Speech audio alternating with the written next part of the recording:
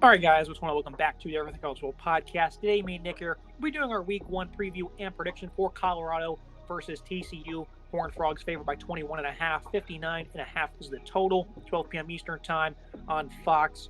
Deion Sanders' debut will be contested at Amon G. Carter Stadium in Fort Worth, Texas. Look at this Colorado offense, Nick. Last year, I expected this to be a pretty poor unit, and it flat out was. And I expected the defense to be even worse, and it was worse than even I expected. Colorado was all bad last season. Deion Sanders arrives here. But one guy who's not getting enough love is going to be Sean Lewis, a guy who comes over after being head coach for Kent State over the past couple of seasons, a very successful tenure for the Golden Flashers. This is a guy that likes to operate out of misdirection, RPOs, multiple option calls, and the guy they have running the offense, Shedeur Sanders. This is not just a guy who's Deion Sanders' son. This is a former four-star prospect who's a very smart player, impressive arm, nice tight window thrower, some good anticipation. I think he can stand tall and deliver.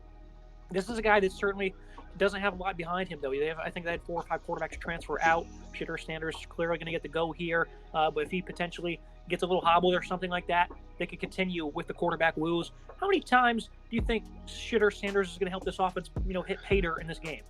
He's a very exciting quarterback that comes over here. Very talented player. He isn't just Deion's son. He is a 4-star recruit out of high school. Looked good at Jackson State when he played there. Pretty solid numbers for him as well. A good quarterback. Can use his feet as well. Instantly boosts what is a very poor quarterback room here in Colorado. Just freshmen following him on the depth chart, true freshmen. So certainly a lot of question marks on that. And this offense was absolutely woeful. We talked about it all offseason. 15.4 points per game, just lacking across the Iowa-like numbers for this offense. Without a defense to back it up was the issue for Colorado. And now Deion Sanders steps in here. His son takes over the helm at quarterback. I think Shedeur Sanders is a fantastic quarterback and excited to see what he can do as he gets the keys to the offense here and gets to do what he wants with it. Revamped running game as well. Alton McGaskill, a late add from Houston. 2 years ago as a freshman, had nearly 1,000 yards and 16 touchdowns. Coming off that torn ACL, though, something to monitor. Patient runner, sets up his blocks very well. Plenty of physicality for him. Cavassier Smoke is a quick runner with some good foot speed. He was a reliable number 2 at Kentucky, 1,400-plus yards in his career. And they also have a true freshman, Dylan Edwards, who's expected to get on the field. So a nice 1-2-3 punch here in terms of rotation, what they have to work with. Savion Washington, a big player that comes over at tackle from Kent State at 6'8", 342. He was a good player last year, good length, has a nice finisher's mentality, looked good in his Georgia film when they played the Bulldogs. Obviously, the rest of this offensive line is going to be something to monitor. Tyler Brown comes over from Jackson State. This is much like this entire football team, a lot of mix and match here. Jake Bailey, a transfer that might get inserted somewhere. Landon Beebe, maybe. Reggie Young. We're really not sure who's going to get the go at this offensive line. They do have 2 players, one being Van Wells at center, who really wasn't all that good last year, that are actually coming back for this football team, because obviously it's a lot of new faces from all over the place. This offensive line really struggled last year, Nick, and I think the right side has hope to be good, but for the most part, I expect them to struggle significantly. Certainly a lot of faces here. I don't think continuity is on the side of Colorado here. Savion Washington obviously is an incredible ad from Kent State, follows his former head coach, who is now his offensive coordinator. Big move there. Very nice, solid piece. Huge player to have there at right tackle. The running back room, Alton McCaskill, Cavassier Smoke is very good. Dylan Edwards, a true freshman as well, could be involved early. All very talented players who move over here and get involved in this offense. Jack Bailey could be involved at right guard. I think that right side is pretty solid. Van Wells is probably the only returning player on this offense outside of their tight end. Van Wells wasn't very great at center, though. He comes back as now a sophomore with some more game experience. This offensive line is certainly a mix and match unit. It's going to be interesting to see how they play.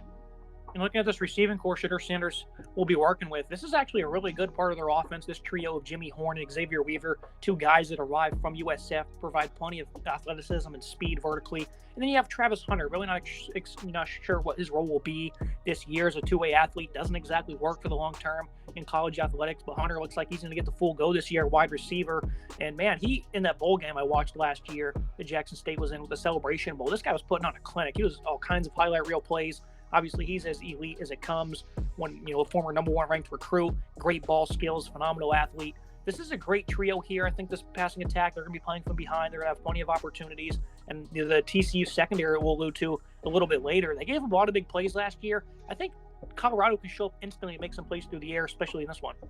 Certainly is interesting to see what this wide receiving core does. Jimmy Horn's a very good player. Xavier Weaver, I have him as my breakout player of the year for the conference. I'm excited to see what he can do. Very talented player. Travis Hunter, interesting to see what he can do. Are we going to see him more on the defensive side of the ball, where I think he's a better player, or see him more at wide receiver, where there is certainly room to grow and more talent potentially there? I think he's a great player on both sides of the ball. Obviously, he was the number 1 recruit in his class for a reason. He follows Deion Sanders of Colorado after being at Jackson State, and now he gets an opportunity to kind of see what we want to do with him. Is he going to play wide receiver full time, stick to defense? I think he's probably better at cornerback, like I said, but it caps off a pretty interesting group. Adam Hopkins as well is another interesting true freshman in there. Willie Gaines, Javon Antonio are other adds for this wide receiving room. It's a very interesting room, all transfers, a whole bunch of new faces here. How are they going to be able to get together and play as a cohesive unit? It's going to be interesting to me. Now you flash forward to the TCU offense. They were phenomenal last year, nearly 39 points per game. Max Duggan's out, Garrett Riley's out, Quentin Johnston. A lot of turnover here on the side of the ball. How much are we going to be, utilizing in this air raid will be Kendall Briles, because obviously this isn't exactly his scheme, but I certainly think him and Sonny Dykes are going to work very well together. Chandler Morris, this guy who actually originally had to start last year in this game before he got hurt, which was the wrong move, I thought, and Duggan regained it. Ended up having a great Heisman-like season. Good arm strength from Morris, so we can rip it in the tight windows. Shows some good accuracy on intermediate throws. Really lacks size, 6 foot 195. Sometimes he'll let throw sail on him. Timing will be late at times. Receiving core he works with. Savion Williams made some highly impressive athletic grabs last year. 6'5", 215. He's a good option at the X. They did add a few guys like JoJo Earl, John Paul Richardson of Oklahoma State. I think he's going to be great this year. Has nice top-end speed. He's really good at creating separation as a route runner. I think he's going to get involved a lot early on in this contest. Jalen Robinson, Jack Beach, Dylan Wright coming over from Minnesota, and then Warren Thompson, a late add, who has some nice speed as well. Revamped receiving core here, Nick. I think for the better. This is a much deeper unit than it was last year. They were great at wide receiver. Can Chandler Morris be the guy that leads them to a lot of points in this contest against a bad Colorado defense?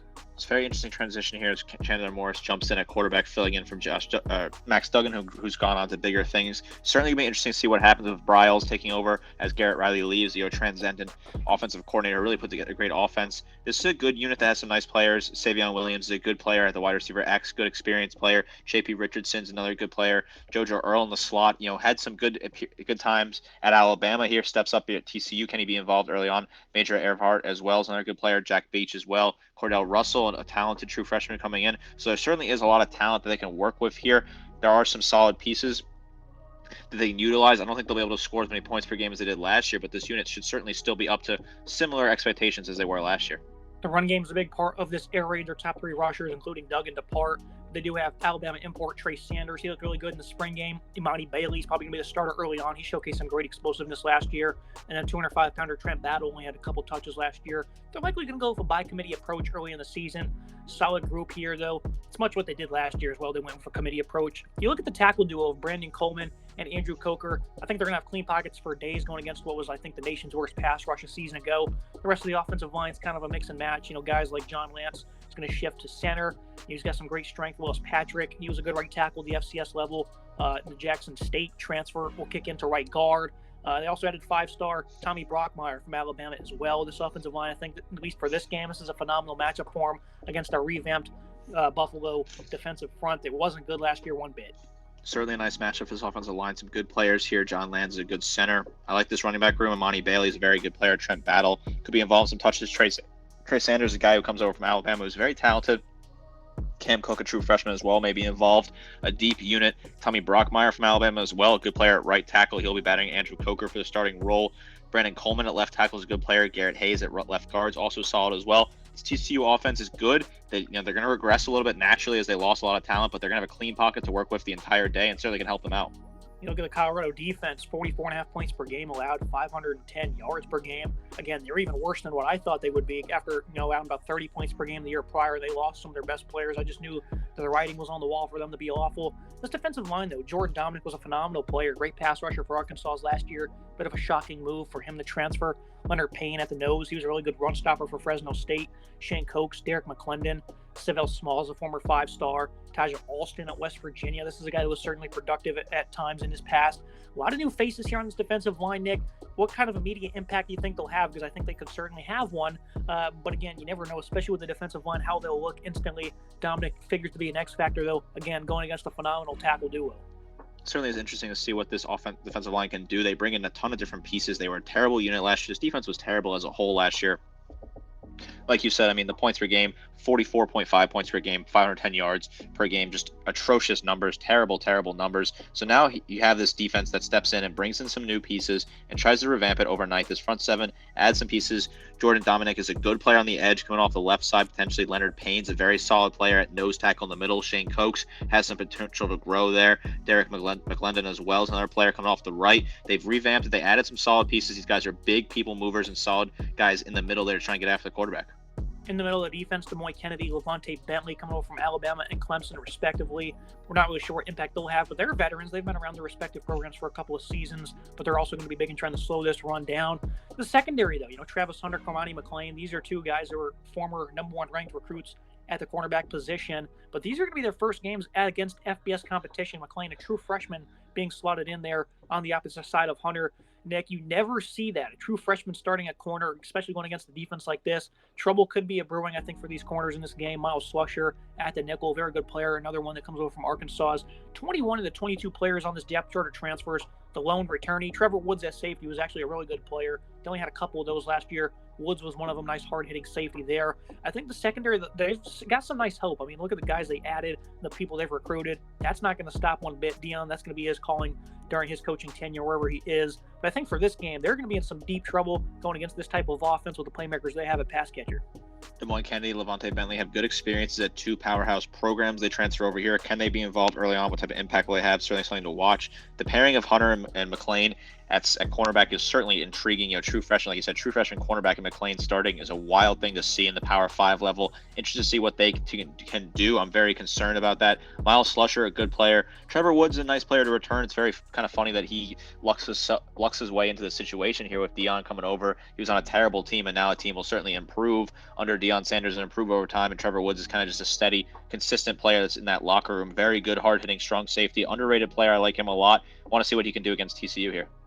Look at the Horned Frogs defense. This unit, for the most part, wasn't all that great, but I thought they played good in games like Texas and then the one against Michigan where they were just living in the backfield. They return 8 starters, but they do lose their best 3 players, D. Winters, Dylan Horton, Travius Hodges-Tomlinson. Look at the defensive line. Demonic Williams is really the only standout for them at 6'2", 320 that's returning there at the nose. The pass rush, I think, is probably going to take a step back. Tamon Mitchell, another good player on the interior. Dylan Horton, though, he had 10 sacks, and no one else on the rest of the team really accounted for much production up front. So this run defense is good, but the linebacking inconsistencies could hurt them, especially if the defensive line regresses a slight bit. Johnny Hodges, Jamoy Hodges, these guys were good at times, but for the most part, especially in the Georgia game, these guys were just all over the place and not in the right way. They were just completely miscombobulated. The misdirection really got to them, and that's what Sean Lewis likes to do. He likes to run with misdirection right at you. And I think that could certainly be an issue here for the middle of this defense, but they were productive last year, so they're going to make their plays, and they're going to be impactful, but some of the deficiencies might allow this Colorado offense to strike some big plays. Johnny Hodges is a very good linebacker. I like what he can do. He can move him around, play him in solid there. Dominic Williams, playing as a true freshman last year at nose tackle, gets an opportunity to come back as a sophomore. A good player, nice player. Timon Mitchell as well is good at the defensive tackle. Jamoni Hodge as well at middle linebacker. He's a good hard-hitting player. The middle of this defense is solid. Some nice, big physical players that can get in there. A little inconsistent against the run, but overall a solid unit with nice hard-hitting players. You look at the secondary, they were dead last in college football last year, 20-plus yard passing plays allowed. Now they're facing some elite speed in Weaver, Horn, and Travis Hunter. That could be a bad mismatch here. Josh Newton, though, is still one of the nation's top corners with some nice speed. He's a fluid mover, terrific ball skills, a real physical specimen at the line of scrimmage. He's going to have to be a tone setter for the secondary. Bradford was a liability in coverage most of the time. He lined up all over, though. Might just be a mainstay in the slot. He was a good run defender for them. Bud Clark was a big-time playmaker for the secondary. Mark Perry for Colorado. He was a former Buffalo transfer before coming in last season. So they certainly have some notable names here, guys that are veterans. Avery Helm is one of the only guys that's going to be inserted in this lineup. And they've had plenty of success with these other guys who are transfers, like Newton and Perry. So I think overall this is a talented secondary. But the plays they allowed last year were just ridiculously too many for how much talent they have in this secondary. A lot of run stoppers, though, guys that can make plays in the box. How do you think they'll favor here in this matchup against the passing attack with plenty of upside, but it's also their first time going to the show together? Certainly think this is a unit that has some upside. They can be involved here early. Bud Clark's a good player. Mark Perry, nice strong safety. Josh Newton, one of the better cornerbacks in this conference, very talented player. Avery Helm as well, a good player that can be involved early on. Nice transfer over here as well. This unit let up a lot of big plays. I think they'll be able to keep Colorado in front of them and contain them, which will help them out in this game. But that's going to be the key to success for Colorado here, is get big bulk yardage early on and find a way to chew out this defense. Well, you have the team comparisons. I think Colorado only really has an edge at quarterback. I think Chandler Morris will have a fine season, but Deion Sanders is certainly the more talented one, and he's going to have 50-plus passing attempts probably in this one. Rest of the way, though, TCU has a much better roster. Not much of a debate here. Obviously, a lot of transfers coming in for Colorado, so that could certainly help their case. But I'm just not going to do that. I'm not going to pick a team that's combobulated with a bunch of transfers and just call it a good roster at the end of the day. So I think top to bottom, TCU much better than the Buffaloes. I agree. I think TCU wins in this matchup. I hate when teams come together and just are all discombobulated, a conjoined mess of different players who have never played together. No continuity whatsoever at all. Really concerns me. A huge red flag for me. I think it's going to absolutely cause Colorado problems in this game. Communication issues are certainly going to be aplenty. Looking at the final thoughts on the prediction, Colorado, the biggest key for them, the defensive tenacity has to be evident. Take shots downfield early and often against that secondary that certainly had plenty of struggles last year. Tempo and misdirection on offense for TCU. You got to get this defense out of sync because they're already going to have some growing pains. As again, 21 of the 22 and the 2 deep are brand new players coming into this program. 52-34 for me. I think that Colorado, they're going to be playing from behind, and I definitely think this passing attack is going to put up some points. I know that's a hard bargain, especially if you're betting on this over, but I don't think TCU is going to have any issue scoring points one bit. And then I think the Buffalo's playing from behind. They want to try and get in sync as much as possible. They're going to be playing hard till the whistle. They're not going to be, messing around even if they're getting blown out in this game. They're going to be out there trying hard to try and develop this offense as quickly as possible, Nick. 59.5 is the total. I have the Frogs almost getting there by themselves. What am I missing out on here? I think it's certainly an interesting thing to look at. I think the total is a very interesting number, 59.5. I have TCU covering and winning by a bit of a closer score, 38-17. I think they barely cover the 20.5. I think it's going to be a close push there at the end. I think TCU is just too much talent here in Colorado. I hate teams, like I said, I hate teams that come together like this overnight through the transfer portal. They have no continuity. None of these guys have played together, or very few of them have played together. And a first-year head coach on the road, I think this is just a recipe for disaster for Deion Sanders and company. I mean, everyone's going to be watching at noon. They're excited to see this game because obviously Deion is a guy that brings in the headlines. And that's what this hire did, was to bring in the headlines for Colorado. We've been talking about it all off season. I just think TCU has too much talent despite what they lost. It's a very intriguing matchup. It's an exciting matchup in week one. It will certainly have my attention, but I just can't see Colorado being very competitive in this game. I think a couple garbage time touchdowns here will be in order and will certainly scare people to have that cover at 21.5. Yeah, that's me for today's episode, Nick. Very excited to see Primetime's debut, noon Eastern time in Fort Worth, Texas. That's going to be it for today's episode. Make sure you guys like, comment, subscribe. See you next time.